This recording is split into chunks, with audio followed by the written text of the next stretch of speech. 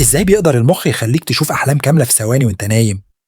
العلماء اكتشفوا إنك ممكن تحلم قصة طويلة بمشاهد وأحداث وتفاصيل كلها بتحصل في لحظة واحدة بس إزاي ده ممكن؟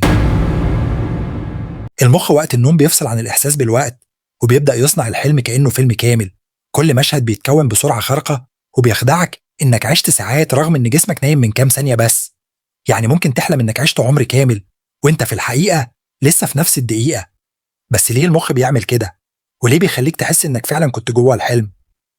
قبل ما أجاوبك اضغط لايك واشترك في القناة عشان تستمتع بقصصنا في نص الليل. الموضوع بيحصل في مرحلة اسمها REM. ساعتها المخ بيشتغل بأعلى نشاط كأنه بيعرض فيلم داخلي وبيستخدم ذكرياتك ومشاعرك علشان يبني منها قصة جديدة وبيعمل أحداث كأنك بتشوف فيلم طويل في ثانية واحدة. الزمن داخل الحلم بيتشوه تماما وعشان كده بتحس إنك عشت كتير رغم إن الوقت الحقيقي لا يتعدى ثواني. اكتبوا في التعليقات عايزين الفيديو الجاي يكون عن إيه